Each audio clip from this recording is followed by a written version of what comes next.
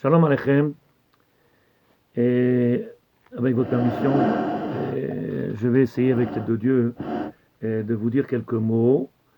Un, pour essayer de retrouver un petit peu nos esprits et le calme. Et deux, pour essayer de comprendre peut-être un petit peu, ou alors de nous situer par rapport à tout ce qui se passe. La première des choses, elle est simple. J'ai pris le Rambam que vous connaissez déjà tous et que je répète très très souvent, que la plupart de vous connaissez.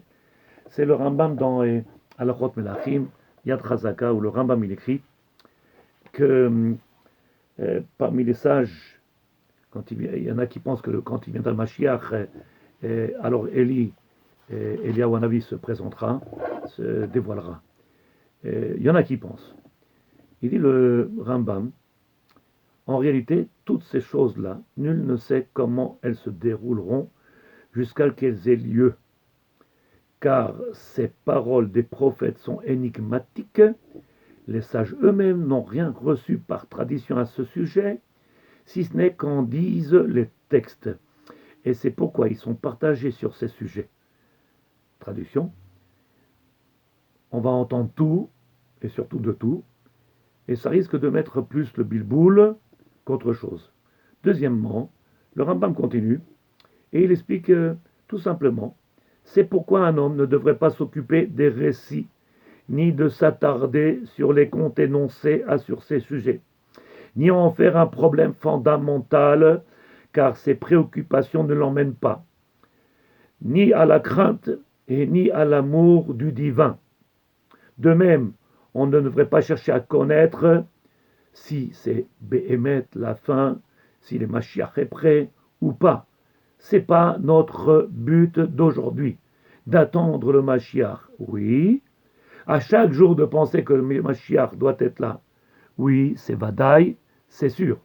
Mais en attendant, on doit sûrement plus que ça, c'est travailler notre émouna.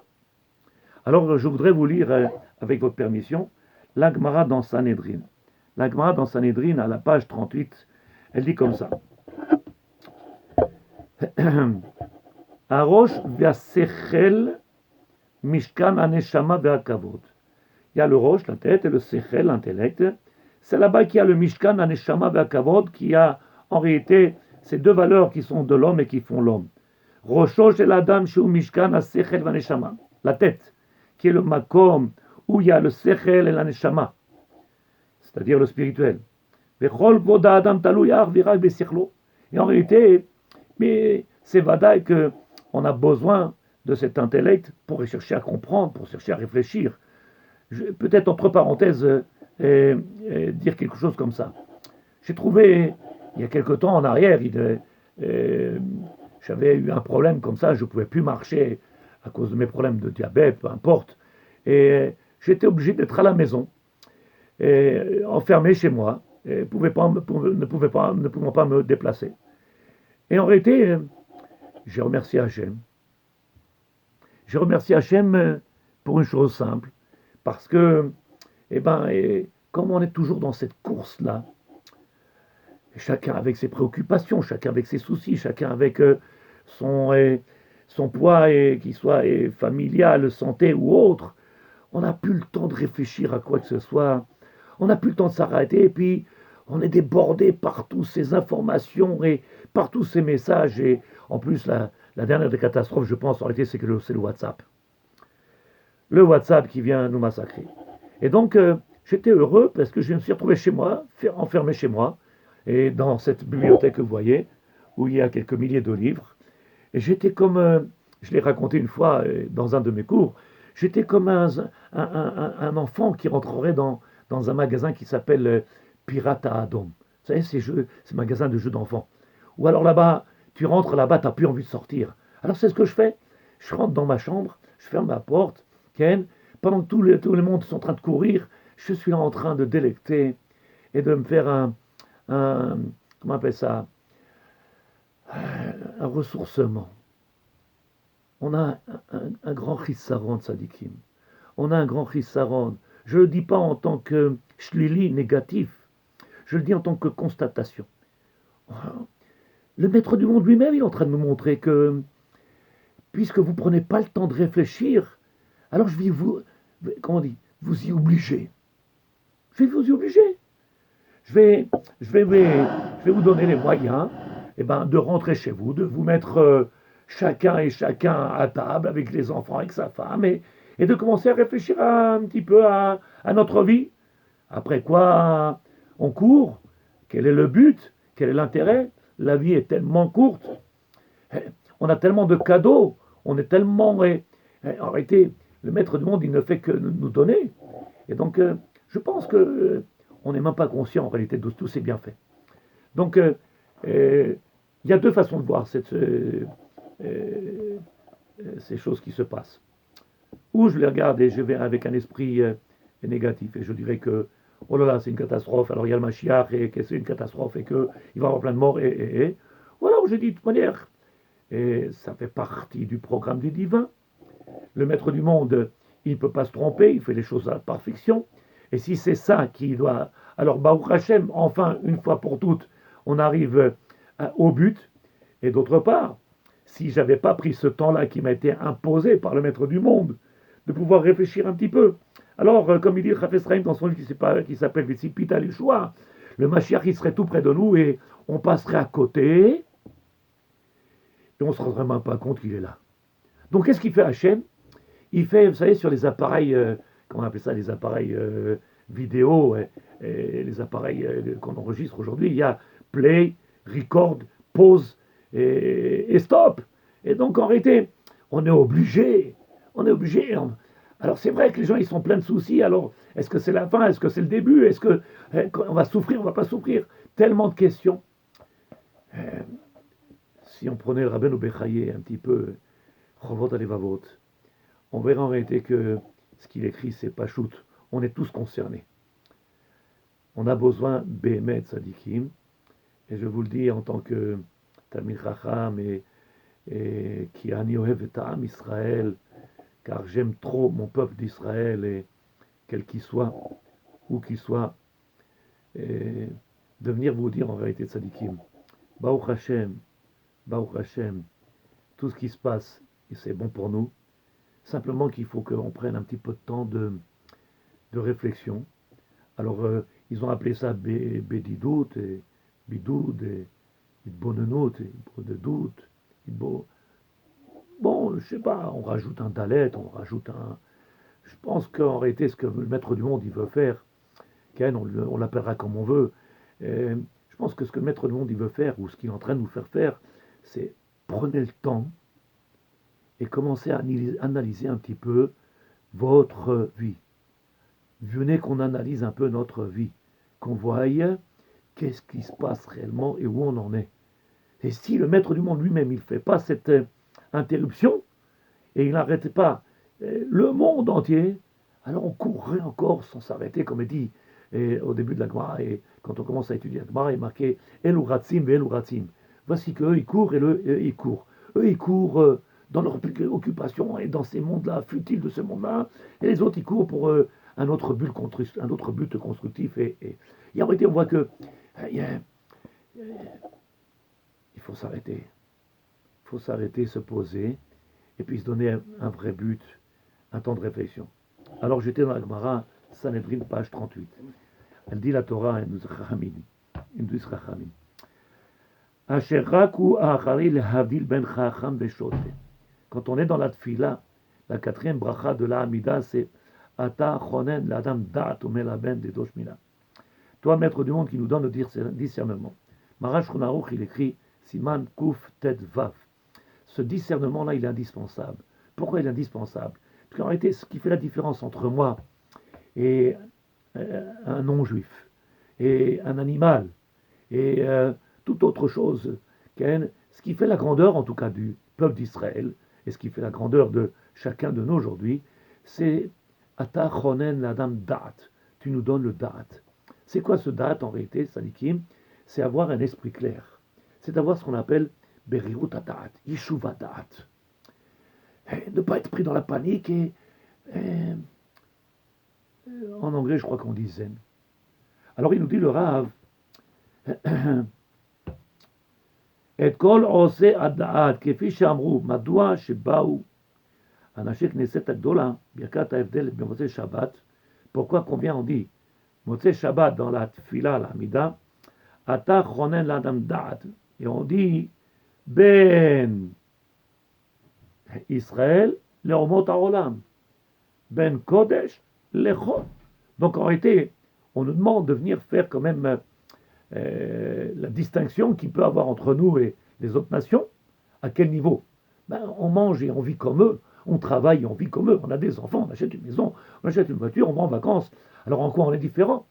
Deuxièmement, si on veut dire que il y a une différence entre Amavid Ben Kodesh Lechol, peut-être beaucoup ne savent pas quelle est la Gdusha d'un Ben Israël, qu'il n'y a pas dans les autres nations. Le peuple d'Israël est Kadosh. Et donc, peut-être que notre ignorance et notre manque de compréhension de cette Torah extraordinaire, de savoir que chaque juif, il est Gadol, et qu'il ne connaît pas, il ne se connaît pas lui-même. Donc, on vient dans la Havdalah et dans la Tfila, où on viendra dire Amavdil ben Kodesh lechol ou ben Or lechoshech, pour montrer en réalité qu'il y a quelque chose à chacun à nous de réfléchir. Au Miyad, il vient, il dit le Rav, la Gemara nous apporte, s'il venait avoir, je relis les mots, excusez-moi, s'il venait avoir une petite maca qui tombait sur l'un de nous, alors il dit, la Gemara nous dit, une petite bgia, qu'est-ce qu'on ferait? Bgia, ça voudrait dire un petit mot, quelque chose qui est superficiel. Alors en réalité, on mettrait un petit pansement et on s'en débarrasserait très vite avec un petit peu de mercurochrome. Et c'est quelque chose qu'on s'en débarrasserait très vite et même on oublierait. Et donc, la Gemara nous dit, mais si c'est une maca qui est kasha, et si c'est une maca qui est importante, alors là, en réalité, on s'asseyrait et on commencerait à réfléchir comment j'ai pu faire, qu'est-ce que j'ai fait, comment ça s'est passé, où j'ai glissé, dans quoi, pourquoi j'ai pas vu, où ai-je avait la tête, certains diront. Il dit le Rav, Vetiye abgia kasha vekoevet. En réalité, cette bgia-là, elle serait dure et elle serait douloureuse. Pourquoi? Parce qu'en réalité, que quand on n'a plus le temps de réfléchir à ce qui nous arrive, alors on risque de s'enfoncer encore plus, et de ne pas prendre conscience de ce que le message il vient nous dire. Quels sont les SMS qui nous envoie le maître du monde? Il dit le Rav, aïe, Loïshkot, en réalité, celui qui a reçu un coup qui lui a fait très mal, alors il ne s'arrêtera pas juste à mettre un pansement, il cherchera absolument à vouloir comprendre comment il est arrivé à cette maca-là, à ce coup-là, Kasha qui lui a fait mal, qui peut-être lui a causé beaucoup de dommages. Donc je pense que, voilà cette Gemara-là qui nous dit, et là, notre but, il est maintenant de savoir, de comprendre.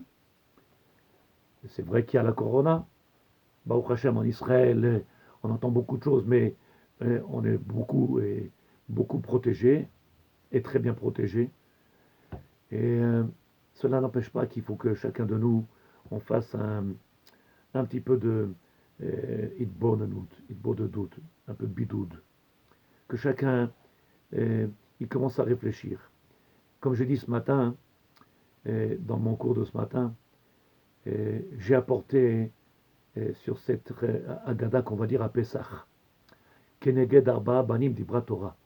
Voici que la Torah nous parle de ces quatre sortes d'enfants, d'individus qui existent dans chacun de nous. Keneged Arba Banim Dibra Torah, Rasha, Chacham, Tam, Veshno Yodea Lishol. Et je me suis arrêté sur le Racha. Et ce matin, j'ai voulu expliquer qu'est-ce qu'il avait de particulier le Racha et pourquoi Bimet il s'appelle Racha. Alors, tout d'abord, pour vous expliquer, un Racha, c'est pas quelqu'un qui n'a jamais eu connaissance de la Torah, c'est pas quelqu'un qui vient, qui est sorti d'une famille, qui est sorti de camp de concentration, qui n'a pas eu le bonheur de connaître la Torah. Au contraire, un rachat, c'est quelqu'un qui a eu le sroud d'étudier la Torah et que malheureusement, il a peut-être en été dégoûté du comportement du système, de la nonchalance, de la non-simcha dans la Vodat Hashem, ne pas se retrouver dans, dans une bête Knesset à sa place, ou dans un bête Midrash, où tout est tacharut, compétition, ou à qui est-ce qui est plus grand, qui est-ce qui sera mieux, alors que Avodat Hashem, c'est qu'une question de cœur, c'était, comme dit la Gemara dans Kiddushin, en réalité, c'est une relation étroite avec le divin. Et donc un rachat, c'est quelqu'un, à mon avis, et comme ça, j'essaierai de vous expliquer, un rachat, c'est quelqu'un qui n'a pas trouvé sa place et qui s'en est écarté de cette Torah extraordinaire. Maintenant, il vient, il nous dit, rachat Maou Omer. Qu'est-ce que le rachat vient nous enseigner? Ma'avoda azot lachem, quel est ce travail que vous faites? Je pense qu'il va falloir que chacun et chacune de vous, vous réfléchissez à cette parole que je vais dire maintenant, parce qu'elle est tellement profonde et tellement importante que vous avez besoin de chacun de parler avec vos épouses, avec vos enfants, et d'analyser ces paroles. Racha Ma'u Omer. Le rabbi de Lubavitch, il explique, il dit, si on regarde bien les paroles, c'est marqué Ma'u Omer. Qu'est-ce qu'il dit?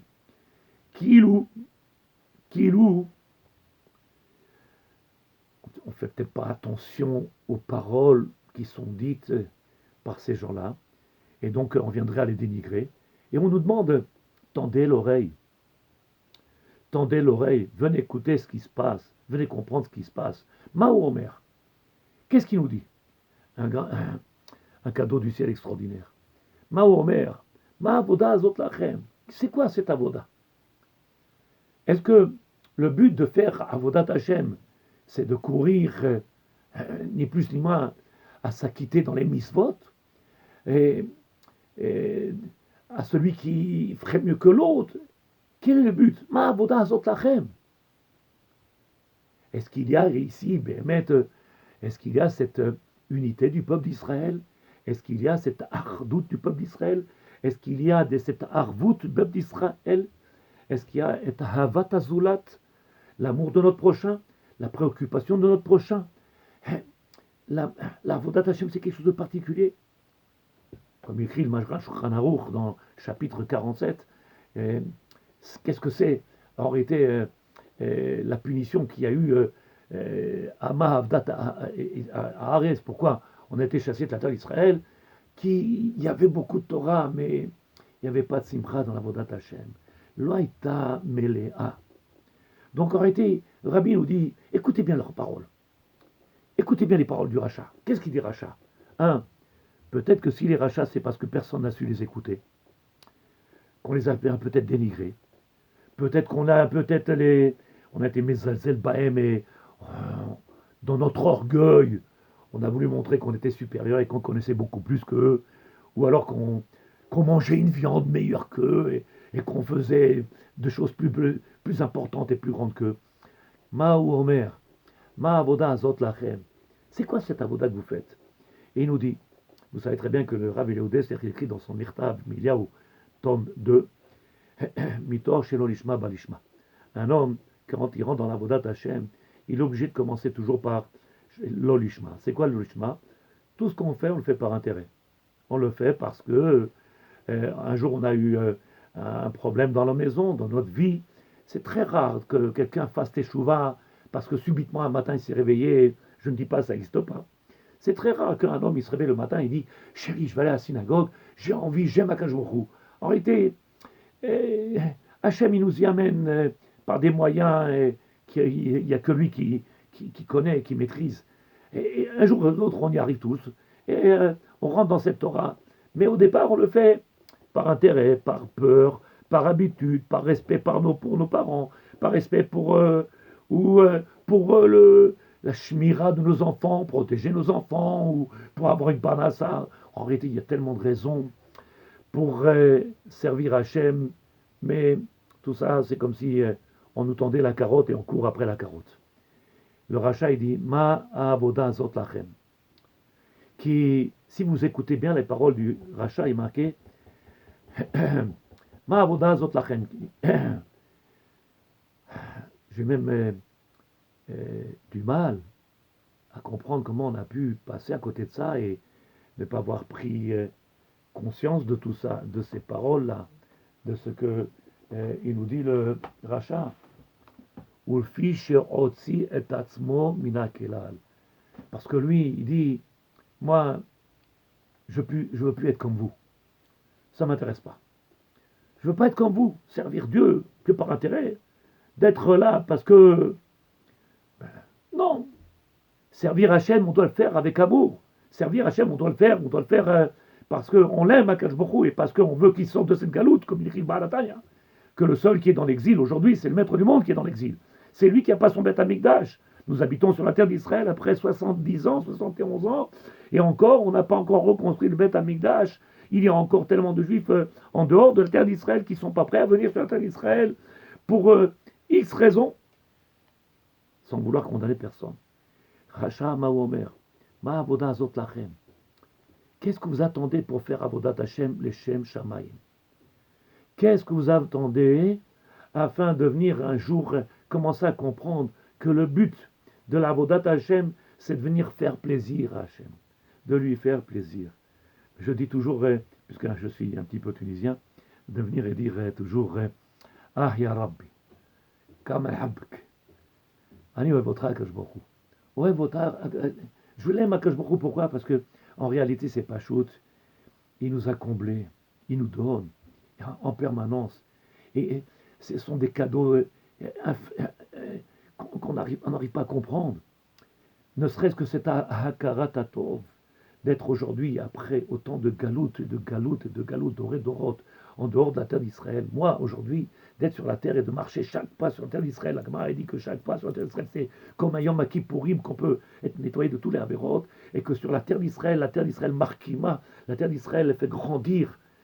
C'est peut-être pour ça que j'ai perdu tous mes cheveux. La Chochma. En réalité, nous avons un cadeau extraordinaire. Donc, il faut prendre conscience. Tzadikim, venez qu'on se renforce dans la Mouna. Venez qu'on se renforce dans la Vodat Hashem, dans la Simcha. Venez qu'on se renforce et qu'on commence à prendre conscience en réalité que vous êtes tous des grands. Vous êtes tous indispensables. Vous êtes tous des pierres précieuses pour le maître du monde. Vous êtes tous ces enfants, comme il dit Rabbi Meir dans l'Agmara de Kilushin, Banim Lachem. Faites en sorte de dévoiler votre amour à notre prochain. Faites en sorte de ramener encore et encore. Il faut se renforcer dans l'Aïmouna, il faut se renforcer dans notre cœur, dans la Vodat Hashem, encore et encore. Ces moments-là qui nous ont été donnés de Tzadikim, ces moments-là que nous sommes, entre guillemets, enfermés dans notre maison, il faut le prendre comme un bonheur. Il nous a obligés à nous donner le temps à réfléchir. Ou sinon, on ne l'aurait pas fait. Ou sinon, on aurait toujours couru. Ou sinon, on serait toujours en train de se fatiguer, de s'épuiser. Alors que Hachem, il nous aime et qu'il nous a donné un cadeau du ciel. Alors, tous ceux qui ont des questions à me poser, vous pouvez le faire sur le WhatsApp, vous pouvez le faire sur Facebook, vous pouvez le faire sur mon téléphone. Et j'attends, en tout cas, à tous vos réflexions. J'attends à tous, en réalité, à chacun et chacun, quel est aujourd'hui, quel est le cadeau qu'il nous a fait? Il est simple. Il est simple, Sadikim. Vous êtes tous maintenant dans vos maisons, entourés de vos femmes et vos enfants, de vos maris, des vraies valeurs, du vrai bonheur qui sont autour de vous, que si très souvent on les néglige parce qu'on n'a pas le temps. Très souvent, on les oublie parce qu'on n'a pas le temps. Très souvent, on les met de côté parce qu'on n'a pas le temps.